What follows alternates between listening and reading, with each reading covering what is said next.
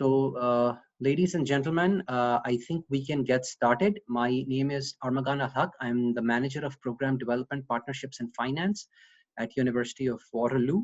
And it's an honor and privilege to introduce our guest speaker for today, Professor Bisang Ghadar. She is an Associate Professor of Management Science at the Ivy Business School, working on problems at the intersection of smart cities, Internet of Things, and optimization models. Prior to joining Ivy Business School, she was an assistant professor in data analytics at the Department of Management Sciences at the University of Waterloo. She has also worked on energy, water, and transportation network optimization at IBM Research and on inventory management problems at the Center for Operational Research and Analysis, Department of National Defense, Canada. She was invited for extended research visits at the, if I'm pronouncing it correctly, University Zoo Cologne in Germany and the University of Avignon in France. Professor Ghadar received a PhD degree in operations research from the University of Waterloo. Her work has been published in prestigious journals such as Mathematical Programming, SIAM Journal on Optimization, Transportation Research, among others. Her research has been supported by national and international scholarships, including NSERC, Cisco, H2020, and FP711F European Union grant. Professor Bisang Ghadar, the stage is all yours. Please go ahead. Thank you, Armagan, for the nice introduction, and thank you also for having me as part of a WISE public lecture. Maybe I can start by sharing the screen so that everybody can see. Can you see my screen, Armagan? Yes. Okay, great. So today's talk will be on optimizing electric vehicle operations under time variant electricity prices for last mile delivery.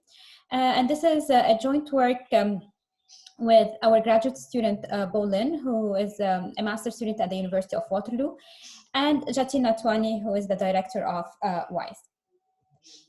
So before I start, I would like to give you an idea of the framework, or why am I interested in this problem and why did we work on this problem. So my main motivation and research interests are the following. On the theoretical side, I mostly focus on large-scale optimization, exploiting structure of networks, and utilizing machine learning models. On the applied side, I try to apply these to smart mobility systems, as well as to logistics and supply chain, and energy and smart grid. This problem in particular takes into account all of these angles together, and we formulate this problem taking into account that it's an optimization problem, we exploit the structure of the problem, and we have a machine learning component that I will not be discussing in details in this talk, but it's also present in there.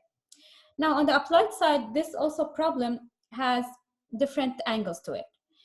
It's related to mobility because we will be routing electric vehicles to satisfy customers. It has a supply chain and logistics component because we will be considering an online grocery store delivery logistics system and how we can satisfy the needs of these customers in an efficient, sustainable way. And then finally, we have the smart grid component because we are taking into account electricity prices for charging and discharging. So all of these components come together in this problem, and that's why it's interesting for us to look into. So with that, let's start to talk about the details of this problem. I will start by motivating this problem from a practical or applied side, and then I'll go into the technical details later on to conclude then with a use case related to a online grocery delivery system in the KW region. So we know that electric vehicles have an increasing penetration in the Canadian market, and particularly the last 2 years have experienced a lot of increase in new electric vehicles in the market.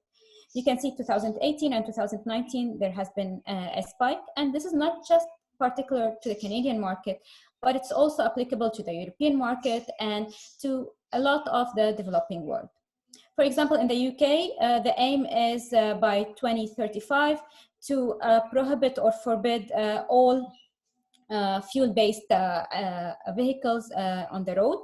And with that, then you need to substitute these with electric vehicles or even hybrid vehicles. Also, what I want to mention is not from a personal mobility point of view, but also from a last mile delivery point of view. electric vehicles have been playing a big and important role in urban transportation systems, particularly due to their capability of reducing greenhouse gas emissions and encouraging sustainability. A lot of companies in the logistics and transportation sector see electric vehicles as an attractive alternative to what they currently have, and they are trying to embed that in their system so that they can move towards a more sustainable last mile delivery approach. So in that sense, they are still able to satisfy their customers, but instead of using fuel-based delivery vans or delivery trucks, they are moving to electric trucks and electric vehicles to be able to do that. For instance, one of the biggest, I would say, online delivery companies, Amazon, expects to begin delivering packages to its customers in the new Rivian-powered EVs next year, and it plans to have 10,000 of the vehicles on the road by 2022 to transform the carbon impact of Amazon's last mile delivery operations. Again, there's another company, La Poste, which is a French parcel delivery service, and it recently announced that it's moving towards electric delivery vans from Renault. And this is a big sign that postal and parcel operators are also looking into an electric future for their last mile delivery. Also, there's IKEA. So IKEA is a Swedish retailer, and IKEA's main, I would say, business is based on sustainability and environmentally friendly operations. So they are committed right now to having electric vehicles deliver the last mile portion of all of its product by 2025. And this is going to be big because they have a huge fleet in the market, right, in terms of delivering shipments. And with that, if you replace these trucks with electric trucks or electric vehicles, that will have a big impact on the grid, but also it will have a positive impact in terms of the environment and the sustainability angle that Canada is moving towards too. So that's on the last mile delivery side. But also these electric vehicles, once you embed them on the road, they have additional capabilities, not just to deliver like to end customers in a sustainable way, but also with the new bi-directional, I would say, charging stations. So these charging stations are now bi-directional or are moving towards being bi-directional. Then there's the concept of vehicle to grid. So these vehicles that are on the road now can also not just deliver products to customers, but they can also, on top of that, try to have a different source of revenue related to supplying energy back to the grid.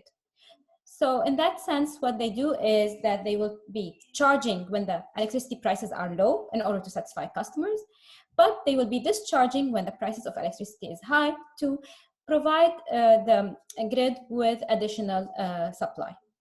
And that concept is also something that they can help with, especially when you have a big portion of the fleet that's being electrified, which means a lot of these cars or trucks that are on the road can coordinate with each other in order to provide a significant supply to the grid that can help out in peak operations.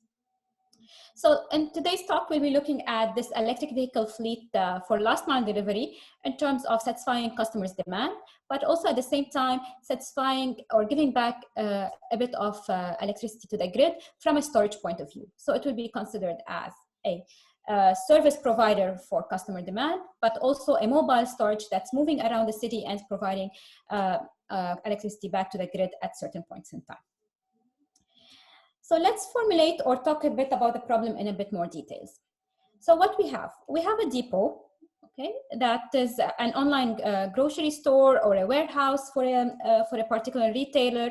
We have that depot, and then we have a fleet of electric vehicles that are going from this depot, satisfying customers at different points in time based on their preferences, the time windows, their location as well, charging at given stations based on electricity prices, discharging as well when it's profitable to discharge, continuing to satisfy customers and coming back at the end of the day to the depot.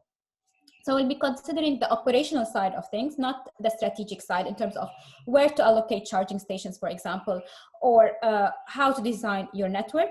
We have all of these angles also to think about from an optimization point of view, but today I'll be only focusing at the operational side. So you will obtain the demand one day ahead of time. you will then plan and optimize your operation for the next day to satisfy the customers and to charge and discharge based on electricity prices. Now, in terms of the technical or the theoretical context of this part, there has been some work done on integrating transportation and electricity networks with each other, like the mobility side, as well as taking into account the energy and the electricity side of things. However, our work is the first in nature that takes into account all different angles to it, from charging and discharging, in addition to like when you charge, you don't need to charge for a full capacity, so you can partially charge, which is something that is really practical also in practice. And also to satisfy demand of customers taking into account their preferences for time windows. So this is the first, I would say, work that takes into account all of these angles. There's previous work that takes some components into account, but not all of these. For example, there's the work of Erdogan and Miller-Hooks, who take into account fuel vehicles and extend that to on-route stations.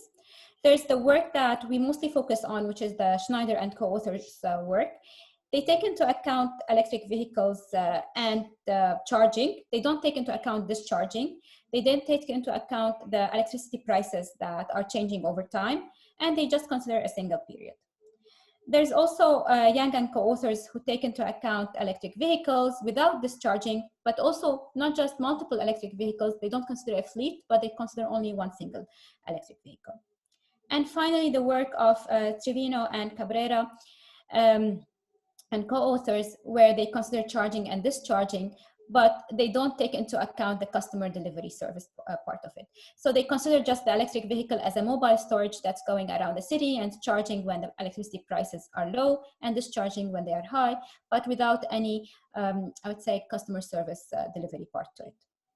So there's no customer demand that they need to satisfy at any given point in time.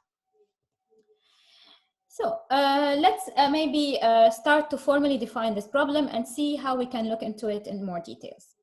So we have a set of customers, and again, when I talk about the use case, these are customers that ordered some groceries or products online a day ahead, and they want that to be delivered the next day. They have a demand that needs to be satisfied, and they give you a time window. So for example, a time window can be like 2 hours from 10 to 12. I need to satisfy these customers, or it can be like a range or a big portion, like I want to satisfy this customer in the afternoon or in the morning. So the time windows, I will show you also how we take the time windows into account and what are the implications of the time windows.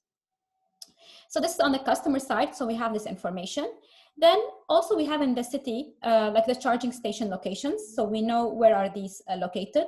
And we know the energy prices at each and every point in time. So we will consider hourly energy prices that are changing, and we will be also seeing how we take that into account, and we will be referring mostly to the time of use energy pricing. And all electric vehicles, like the fleet of electric vehicles that you have, will start in the morning from the depot, and it will go to satisfy its route, and then at the end of the day come back to the depot.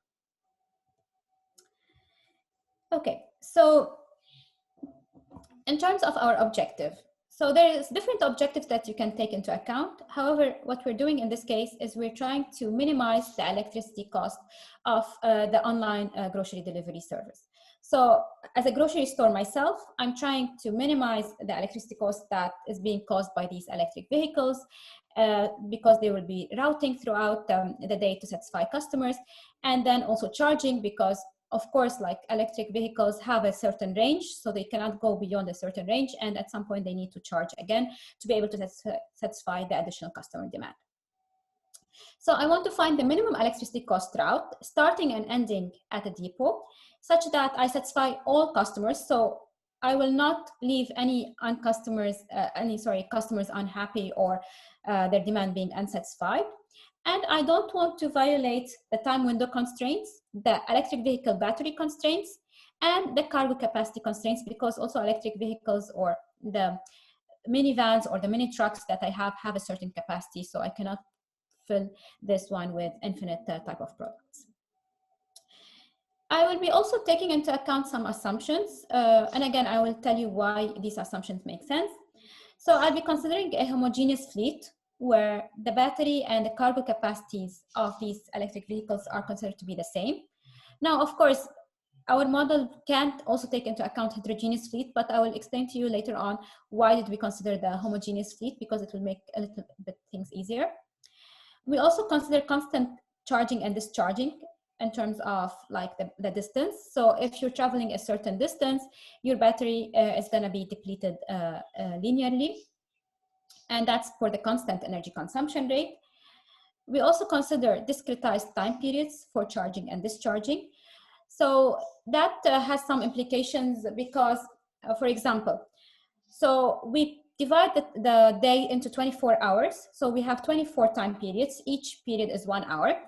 We do not allow to charge in the middle or discharge in the middle of the time period. That is just because we would like to know when we are charging and when we are discharging. And because we are discretizing our problem, as you will be seeing later on, you cannot charge or discharge in the middle, okay?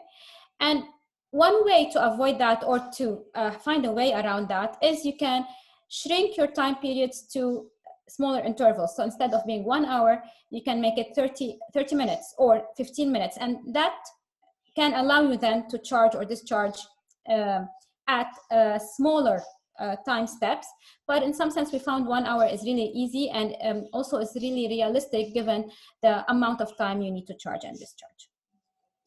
And finally, you cannot charge or discharge at the same time during a station visit. You can only do one operation of these, but not both. And that's realistic because typically you wouldn't go to a charging station to charge and discharge at the same time. You will only be doing one. So from this context, from going from the practical side of the problem, I just want to spend a little bit of time to talk about how we can formulate this as an optimization problem, how we can take into account all of these operational constraints that I just described, how we can look into the objective function and minimize these electricity costs, how we can allow the vehicle to route to satisfy customers' demand, also to satisfy the time window constraints, the battery constraints, and the cargo capacity constraints. So we'll be seeing all of these in details next. So what am I trying to decide on? My main decision variables are the following. I would like to know the arrival time of a given electric vehicle K to node I. So I have a graph. So my network will be a graph, as I showed you in the previous figure here. So if you go back to this figure, this is my network. It's a graph. These are nodes. So households or customers are nodes. The depot is also another node. And like the vehicles will go from one node to another node in order to satisfy demand and or to charge and discharge. Okay, so we will consider this problem as a network. I have different nodes. These nodes have different purposes. Some are charging stations, some are actual demand of customers. So I would like to know the arrival time of each vehicle at a given node. And I have like a certain amount of vehicles because I have a fleet of electric vehicles. So I would like to know each vehicle, what's its arrival time to a given node I. I would like to know the energy that is left in terms of a given electric vehicle K upon its arrival to node I, because then it will make me think, okay, should I now charge because I'm really low in terms of energy or power, battery power capacity, or do I have enough power battery capacity to move to the next customer, and so on. I also would like to know the remaining cargo capacity, because also that would tell me that I cannot exceed a certain limit for a given like a vehicle in terms of capacity. I also have the binary variables, like these are yes/no type of decisions. And these are as follows. So I have the first one, which is xijk. And this tells me if a vehicle K is traveling along edge ij. If it's 1, then it's yes, it's traveling. Otherwise, it's 0, it's not. Okay. And I have R and D, and these are dependent on I, T, and K. T is the time, K is the vehicle, and I is the node. And this is telling me if vehicle K is recharging at the node I in a particular time period, and D is for discharging. Okay, so I need several things. I need to understand the time of arrival, the battery power capacity, and the cargo limitation. These are the continuous variables. And then I need to understand decision making variables that are yes/no type.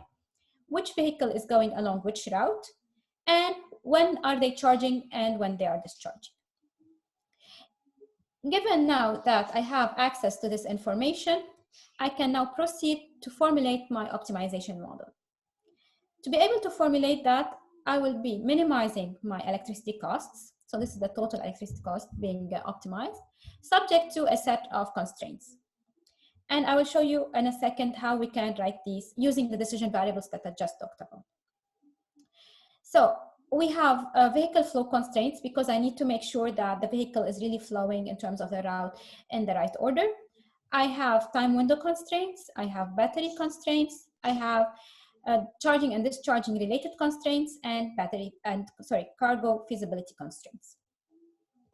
So let's take a look at the first one. If I'm optimizing the total electricity cost, it has the following form. And I don't want to go into the details of the mathematical equation because it's slightly very detailed, but in some sense, what am I minimizing? I'm minimizing the amount or power being charged, right, at a given rate.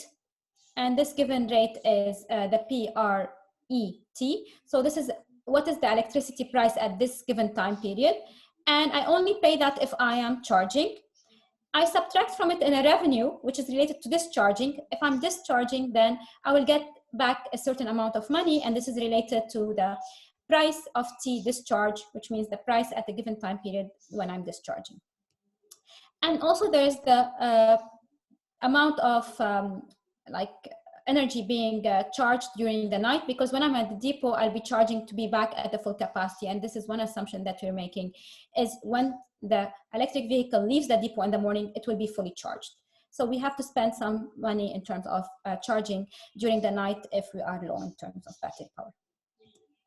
So this is the objective function, minimizing the costs, taking into account charging costs, but also we have some revenue that we are encountering when we discharge. Then we have vehicle flow constraints. Each customer needs to be visited exactly once because this is the demand for that day, like customers are visited once, and that takes care of that. All routes start and end at the depot. So I leave in the morning from the depot and all vehicles will return back to the depot at the end. And I have flow conservation constraints. So if a vehicle leaves at a given node, it has to come to that node before it leaves. So, and these are like just regular standard flow constraints that are taken into account in vehicle routing problems. Next, there's the time feasibility constraints, and these take into account the time window.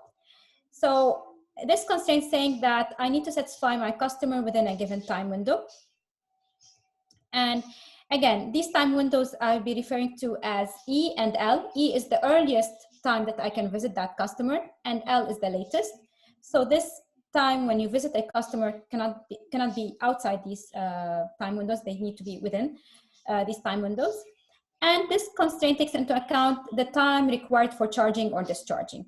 So that's also something that is being taken into account with these constraints. Next, we have the battery feasibility constraint. So as I told you, like initially the battery is always at its full capacity when you leave in the morning. So that's something that we also take into account. This constraint takes into account that the battery is going to decrease as you're visiting customers, depending on their distance, and it's going to increase if you charge. And it's also going to decrease if you discharge. So that's just saying that the battery, how it's moving based on any decisions that you're making, whether you are satisfying customers or charging or discharging. And this as well also takes that into account. Then there will be the charging and discharging constraints. Your battery has a certain capacity, so you cannot definitely recharge your battery, beyond a certain capacity because you're limited by this capital B, and that's the maximum battery power that you can charge. Also to discharge, you cannot discharge below what you currently have. So your current battery capacity is BIK. You cannot discharge below that because otherwise you will be below zero. And you can either charge or discharge at a single time period. And this also takes into account that charging and discharging is done at the initial time period, at the beginning of the time period, not in the middle of that.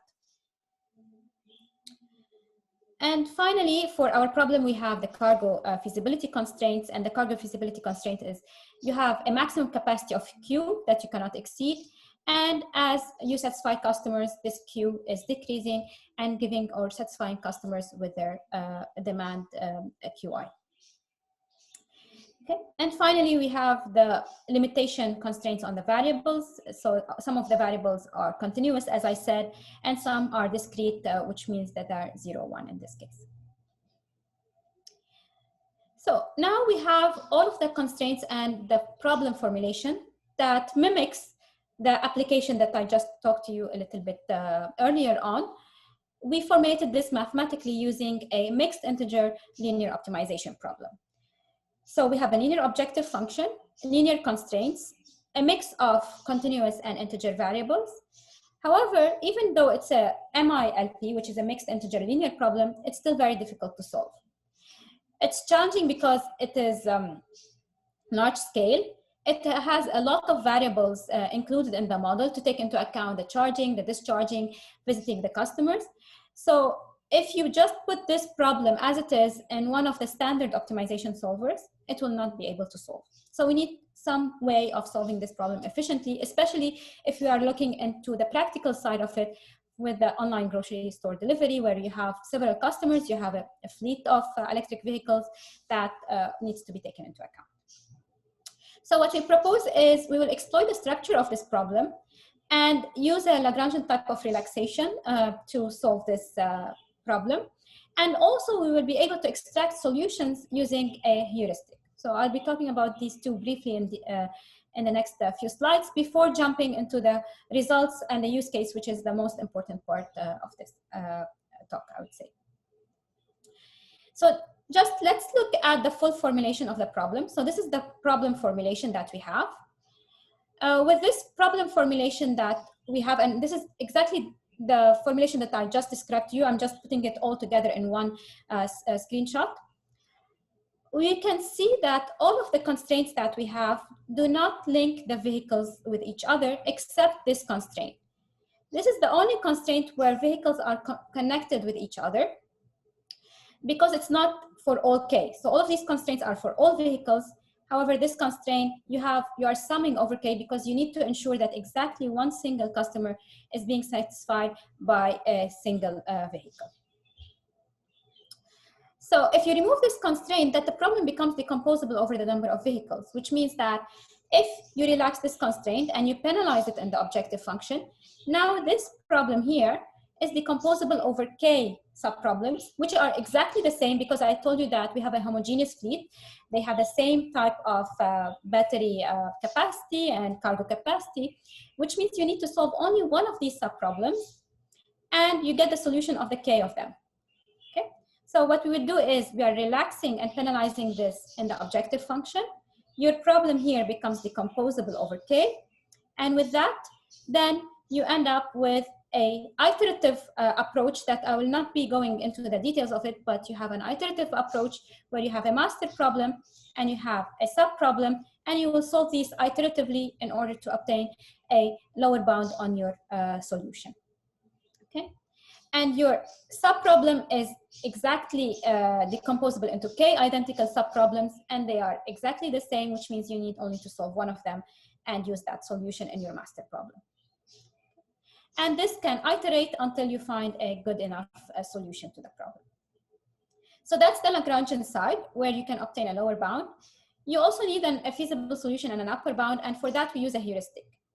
And in order to use this heuristic, what we propose is the following. We start with the initial solution at a given iteration in our approach, and then we will move to the neighborhood of this solution in order to find a slightly better or more promising solution. And we used a hybrid type of approach where we incorporated a taboo search with a variable neighborhood search. And why is this promising is because the variable neighborhood search really perturbs the region quite significantly, which means allows you to find solutions that you wouldn't have found elsewhere. And the taboo search allows you to find local solutions that are really good, close to your current solution. Okay, So what we will try to do is use this hybrid heuristic where we're doing the variable neighborhood heuristic and then the taboo search and trying to find a new solution from S, go to S double prime, and you'll only accept S double prime if it's better, or sometimes you'll accept it if it's worse, but only with a certain probability. And let me just briefly tell you a little bit about the variable neighborhood search, how it works. So given a route, okay, so you have different routes that these electric vehicles are taking. What you would do is you would cyclically exchange these K routes and try to find like alternative routes that are either better, or even if not better, you might accept them, hopefully, because later on they will provide you with a better solution. On top of this, after doing that, you will improve your local solution by a taboo search. And this taboo search is done by either exchanging certain nodes with each other, which means inserting a new station or removing a new station, relocating certain routes, or exchanging a couple of nodes with each other between routes, okay? And I jumped a bit quickly with this part. Okay, but what I want you to understand from this taboo search, what it's doing is just really locally improving the solution by exchanging certain nodes or relocating certain routes or removing and inserting a station. Okay. Now, when you combine these Lagrangian relaxation with this heuristic, you can now find good solutions to this problem that you are not capable of doing originally with standard solvers. Now, given that I talked to you a little bit about the theoretical details and the technicality of this work, I want to now move back and talk about the applied side, okay?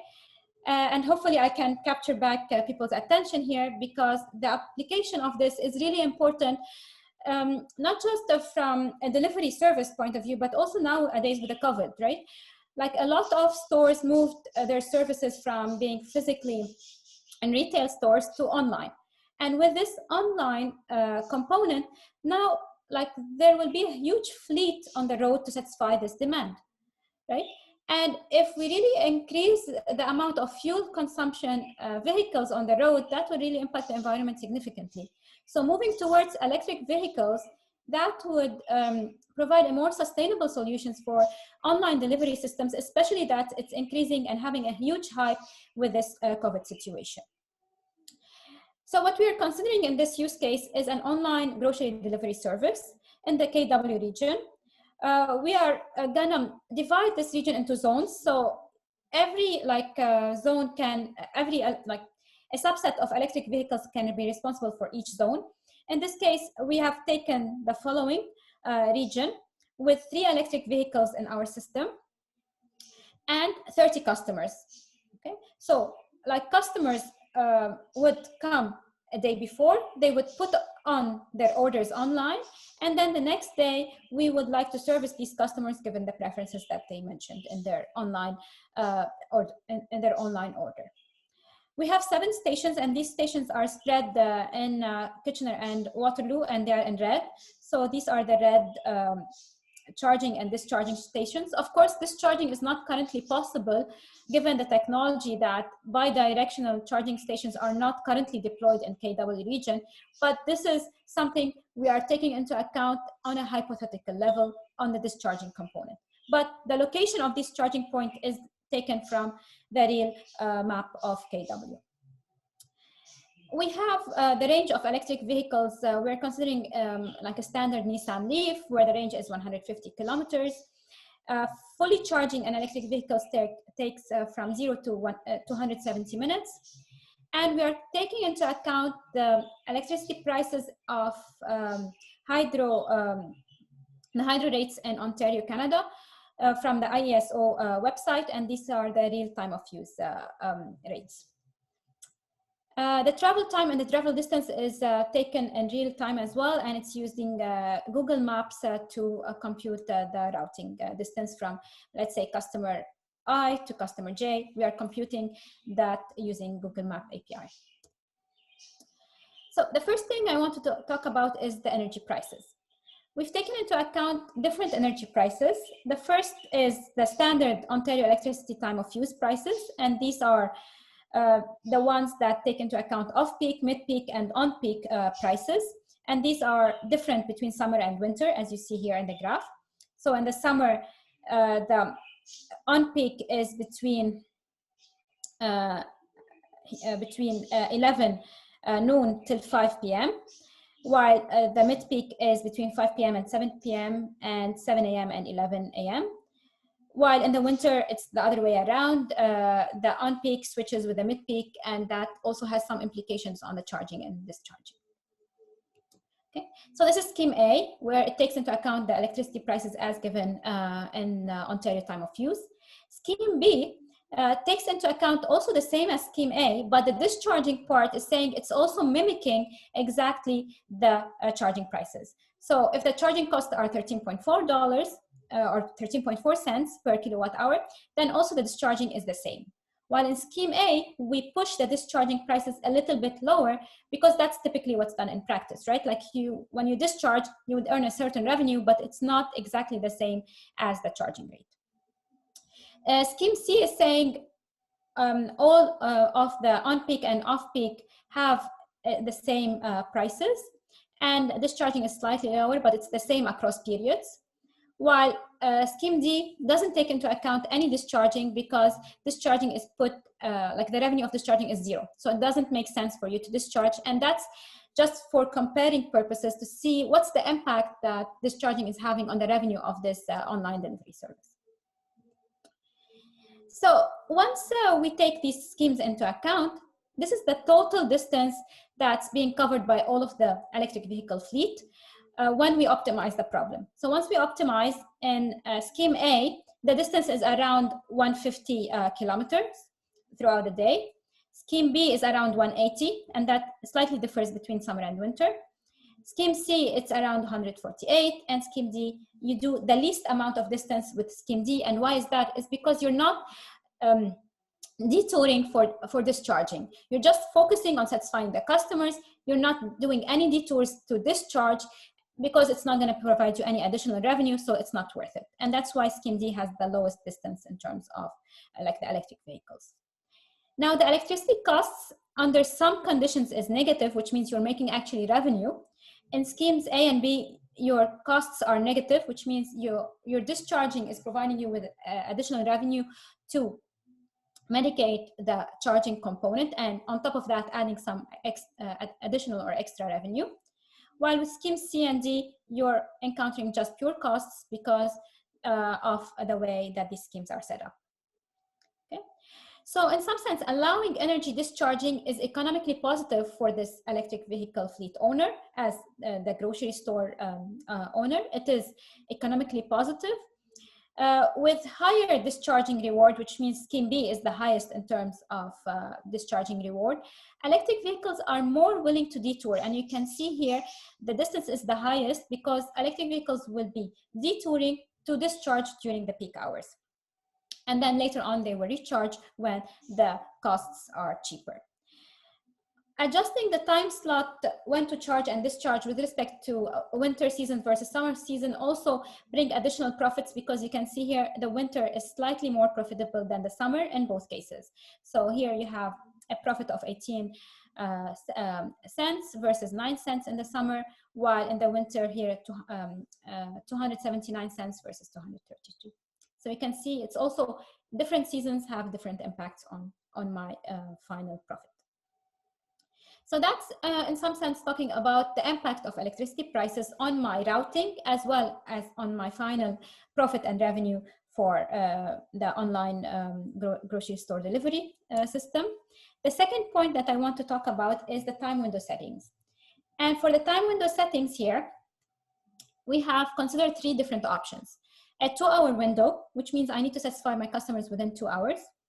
And these 2 hours are based on their preferences. There's also the 3-period setting, which means I need to satisfy them either morning, afternoon, or evening. And again, it depends on their preference, but I give them a slightly larger time window. And then the final one is no time window, which means that customers will be satisfied the next day, but I don't give them the flexibility or the option to tell me when I can deliver these groceries to them. Okay. And you can see, like, let's take into account, for example, first the summer season. And you can see the distance is the highest when the time window is less flexible. So when you have a less flexible time window, which is 2 hours, you are doing much more distance because you need to make sure that you are satisfying your customers, within these time windows. So which means that your routing might really be not to the best way possible that you would really like. And also the electricity cost is much higher. While with the 3 periods and the no time window, your electricity cost is much lower, and it's also positive, which means that you're making revenue, like positive revenue. The cost is negative, which means you're making positive revenue. And you're making less distance because now you're no longer restricted by the time windows. You have this flexibility to satisfy customers that are within a closer geographical proximity. And you also have the flexibility when you want to charge and discharge based on the electricity prices. You're no longer restricted by customers' demand.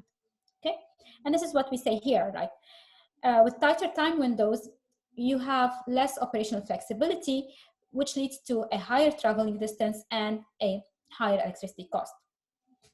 While with looser time windows, more electric vehicles can serve customers in the order based on their geographical location, and they can schedule their charging and discharging as really needed by the objective function.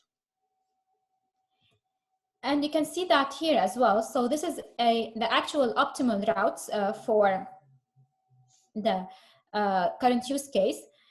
Using the first one is 2 hours time window. This is the 3 periods time window, morning, afternoon, and evening. And the last one is with no time window.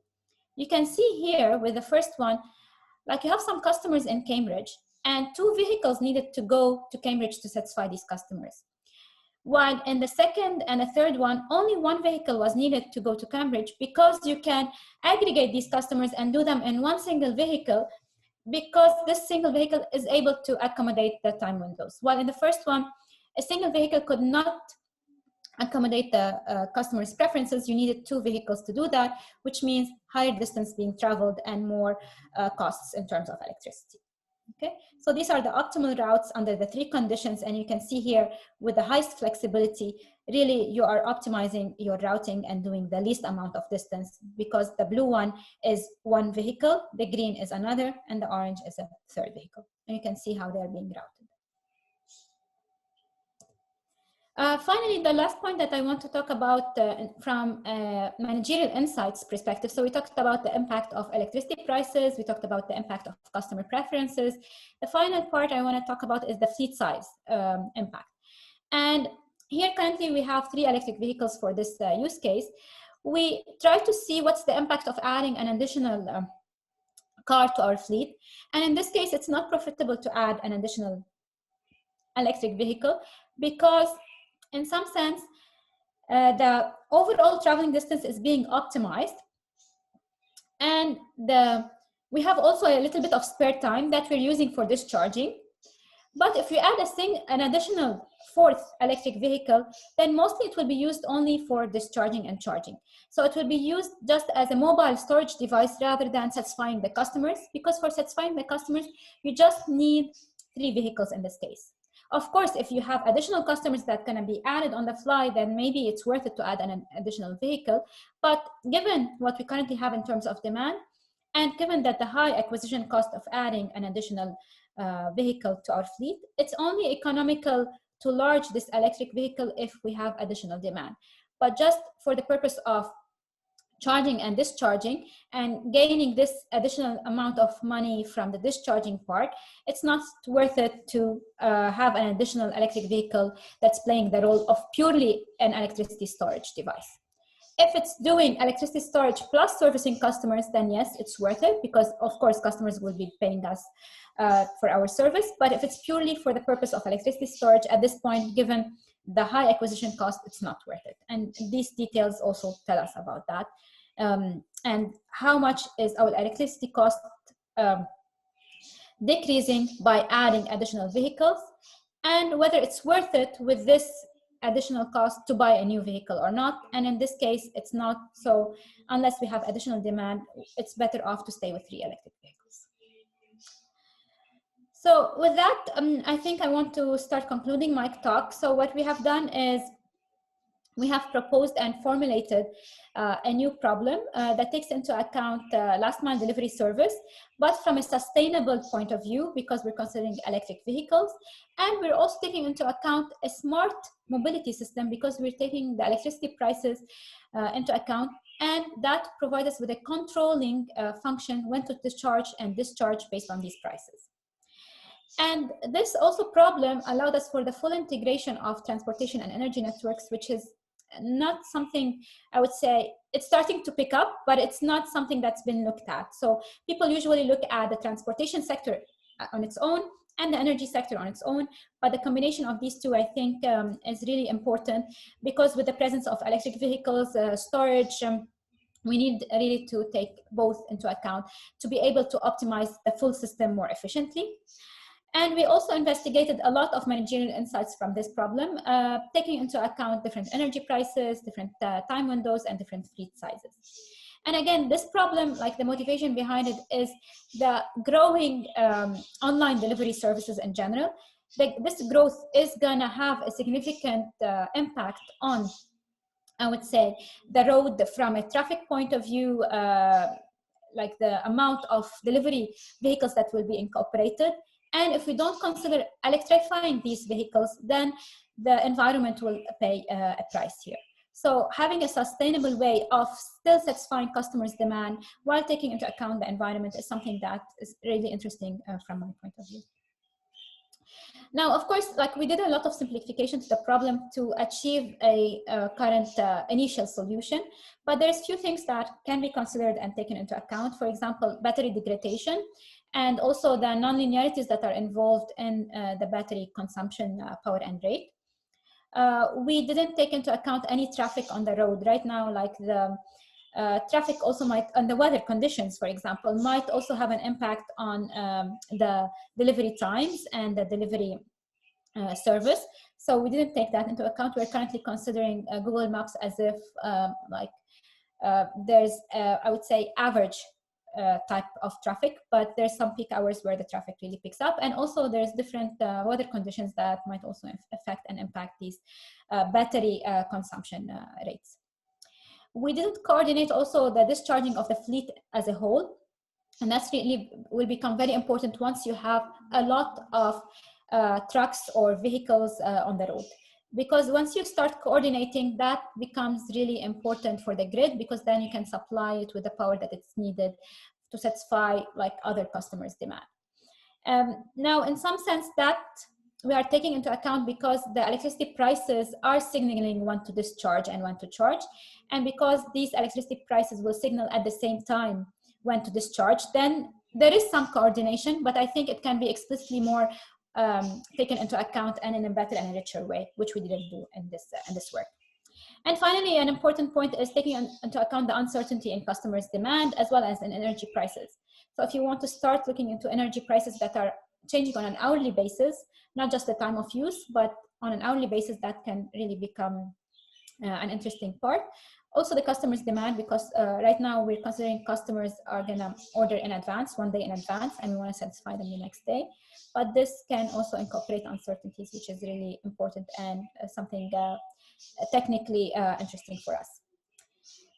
With that, I think I will conclude my talk and take any questions at this point. Thank you again for the invitation, and thank you for your listening to this talk. Thank you, Professor Gadar, for your great presentation.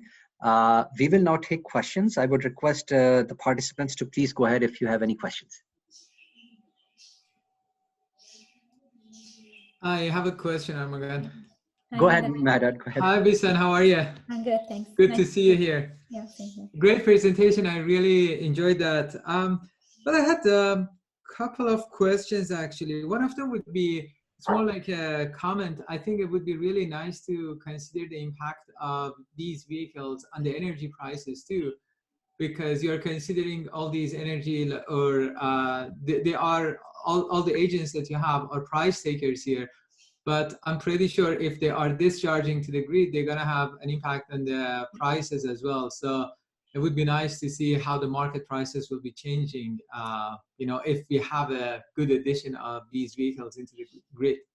Yeah, exactly. And I think here when, like I touched briefly on this as a hint, when we wanted here to coordinate the discharging of the fleet, I think the pricing becomes an important factor because they have the power to dictate the pricing given what type of supply will they providing for the grid. Exactly, Mehrdad. Yeah. Absolutely, yeah. So one other thing was in the formulation, I really like the approach that you had for solving this problem. So is that right to say each of the sub-problems that you're trying to solve here are basically, they are considering the physical constraints of each of these vehicles, and then the master problem is basically, you know, everything that relates the networks and the allocation of the vehicles to the network? In some sense, yes, but yeah, like the sub-problem is taking into account, of course, the battery, consumption, feasibility constraints, the cargo, and all of these. But there's the master problem is coordinating which vehicles are going to be visited by which, which customers are going to be visited by which vehicles. Because once you relax this constraint, you don't know like who's going to visit who, right? And this constraint, you are going to penalize it. And as you are improving your, I would say, iterations, you would hope for that to fix itself. But the heuristic, I think the heuristic is the main component to provide you with a feasible solution, because we use the Lagrangian just for quality of bounds checking how much is our heuristic providing you in terms of quality. And in most of the cases, I didn't show you here the Lagrangian solution results. In most of the cases, actually, we're optimal. Like the lower bound and the upper bound are exactly the same, which means that this is even a global optimal for the original problem. But I don't show you here the details. But yes, the heuristic, this is what it's doing. The heuristic is decomposing this into two components. One is the routing, and one is the operational, the charging and discharging, how long, and the battery consumption. But yeah, in some sense, there's a bit of this. Exactly. Into Yeah. that. Yeah. And do you have anything to, any decisions on how many vehicles should be operated in the system, or it is just basically, you know, we have these many vehicles and then we are giving them the dispatch instruction basically? Yes, like we do some sensitivity analysis on these vehicles as you've seen here, but no, the number of vehicles is given. And we have another version that I didn't talk about here, which is using reinforcement learning to optimize this. Because with reinforcement learning, we just put a maximum capacity on the number of vehicles, and it automatically tells you like what or how many vehicles you need by penalizing additional costs. If you want to acquire additional vehicles, you will incur an additional cost. In this model, we don't have that. We just do a bit of sensitivity analysis by increasing that and seeing the impact on the costs and on the, if it does zero distance for customer demand, then it means that it's not worth it, because it's more like an electricity storage device rather than a vehicle going to satisfy customers. So that's the right. thing we do. Yeah. Well, very, very well. Thank you very much. I really enjoyed that. Thank you. Thanks, Mehrdad. Thanks. Yeah. Thanks. If I can join in, I also wanted to thank you very much for your presentation. It was very interesting, and it's always interesting to learn more. Now I would like to ask a little more of the practical contextual question. So yeah, I like what you've done. And I guess first I was checking that your values were meant to be in cents and not dollars in terms of the savings. Yeah. Because it's on a single day, just because it's a per day thing. Of course, if you put it on a yearly basis, then it becomes a bit more significant. Yes, no, I understand it. It's exactly the same magnitude that we had when we were doing smart house calculations, right? So you can do these many things and you save a couple dollars, and they go, oh, that's less than a cup of coffee, and you know, you've made a very nice optimization, but then people won't follow it because the financial incentive is not so large. And my immediate thought was that might be a similar problem here, because what I don't know is the time difference. And now I'm thinking of your drivers, because even if I save $2, if I have to pay the driver an extra hour at $20 an hour, suddenly your operator's not going to do that. And Do you have any thoughts on that? Yeah, so that's a good question. And we've thought about that. Like really here, we don't incorporate that because we're considering or thinking it's more like you're employing this driver and it's a fixed cost that you're going to pay them the salary every month. We didn't consider that these are contract type of employees or we're going to allow them to work on an hourly basis. So and that's very happy working for you because so many just hire them on the hours. And so, so if you give everybody nice full-time jobs, that's very good. Well, that's the assumption that we're making because usually like for grocery stores or these types of employees, they are working in shifts or on a like a constant rate. So if you tell them like, this is the plan that you need to follow, whether like they do it because they are paid, like, let's say, like if they work morning hours, right? Like they are paid on a constant amount of money. So if you tell them like you should discharge and charge, maybe you can also give them part of incentives. If you discharge, you can get a rate of that or an incentive of discharging. You can get a 10% out of this or something like that. Again, we're not considering like an Uber type of system where like grocery stores are asking crowdsourcing for delivery. We are more considering like you are an employee, you're working for this grocery store and you are on a fixed rate. So you are incentivized to do whatever the company is telling you to do in terms of like the routing and the plan for the next day. Yeah, no, I think that's quite reasonable. I guess it becomes similar to Merdad's question. It's when they're choosing how many vehicles will we use today is like how many drivers will we need to hire today? Yeah. And that, as you said, comes back to what the demand on the system is going to be. So again, it makes it more complicated, but I just was thinking the problem is our electricity prices are so low, so it actually doesn't make a large incentive either way, but your principles are of course quite correct. Yeah, and what we're thinking about it is like a futuristic type of research, right? Yeah. Because like once you deploy these like really extensively, an online system like online delivery services is really picking up in a huge and impactful way. And we have seen like now, even with the COVID, like companies are using like third party or like they are trying to satisfy customers' demand. And if you do it in an optimal way, you can do that in-house, right? And you can still gain money because in some sense, in some sense here, you were paying to take operate your vehicles, but here you're gaining money to operate your vehicles. So why not? Like, why wouldn't you gain money as an additional revenue resource? Of course, it's a very like little amount of money, but again, here these are 3 vehicles. Imagine you're operating a fleet across Ontario. Then it's the scalability is much bigger and better, I would say. Yeah, and again. You know, in part it comes back into sort of the capital versus operational, yeah. Do you need to adjust the bounds that you're looking at your battery to extend your battery life so you don't have to replace it as often?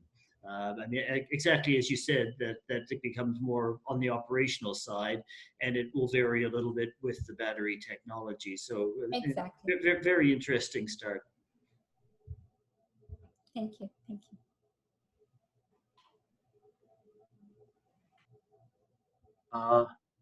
Do we have more questions?